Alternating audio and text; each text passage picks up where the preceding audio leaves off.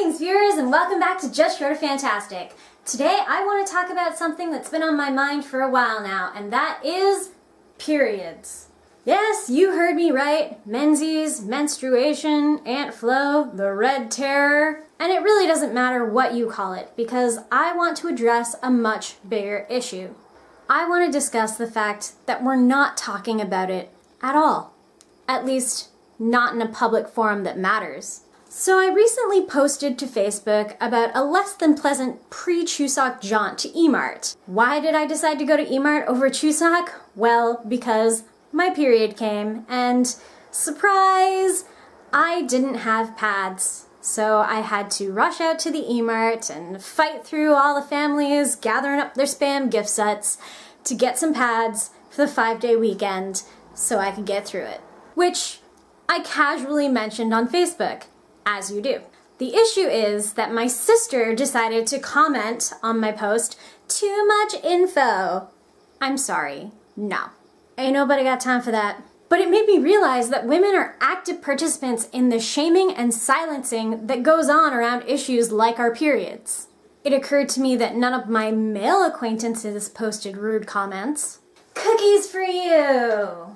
But therein lies the problem. Because biological men do not experience periods, they feel uncomfortable voicing their opinions about it, not to women that they personally know, and not in a public forum, because they know that's just asking for trouble, but they like to do something which the patriarchy has been doing for centuries now, and that is train women to say these things for them.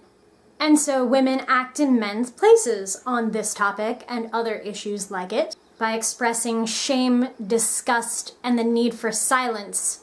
Well, I say no more. This is my body. This is a natural, biological event, and I will not be shamed, and I will not be silenced. Are you still with me? It's not all doom and gloom. There is a whole world of information on periods out there, for anyone who wants to find it. I know, because I recently had need to go out and find it. Settle in, darlings, it's story time. For the longest time, women have had two choices when it comes to period protection: sanitary napkins, aka pads, or tampons. Personally, I have never had much success with tampons. As a personal choice, I just find them very uncomfortable and not natural for my body. However, at the age of 32, I have successfully inserted a tampon exactly once in my life. And that was only because it was necessary for a medical procedure. As you can imagine, it was stressful to the point of traumatizing. Not least of which because I'd never been successful in inserting a tampon before, but also because it was a medical necessity and I was in a Korean hospital, and that in itself was just really stressful.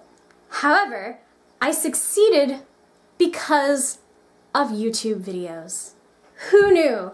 Yes, my friends, there are tampon tutorial YouTube videos, and thank Nehru for that. It pleases me beyond measure that young girls are growing up in an era where these things are easily accessible and mostly unshamed. When I was growing up, I had no one I could talk to about it. I had no one who could explain things to me or show me how to do things properly, and I felt really uncomfortable about my own body. It was just this terrible cycle of shame and silence. And I'm just so happy that this shame and silence is finally being lifted, and thank Din, because the future is so bright now. Ladies, we have options now. There's Diva Cups, there's this new underwear line called Thinx, which I personally am super excited about. A friend of mine is gonna help me navigate that. Yes! So hopefully by my next period I'll have some new Thinx underwear. I refuse to call them panties. I'm so excited. I'm so excited. Yes! Oh, the future looks super bright. Female scientists are doing research and experiments, and there's just more and more solutions to these issues that have gone unresearched for centuries. And I'm just so happy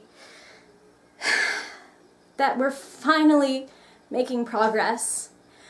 And then that progress is not being shamed and not being silenced, and we are finally taking charge and letting our voices ring loud and clear. So I implore you, stop shaming other women. Realize that your words are hurting more than they're helping. Become aware of it. Awareness is the first step to solving a problem. Stop shaming others. Stop feeling ashamed of yourself. Start talking. It all starts with dialogue.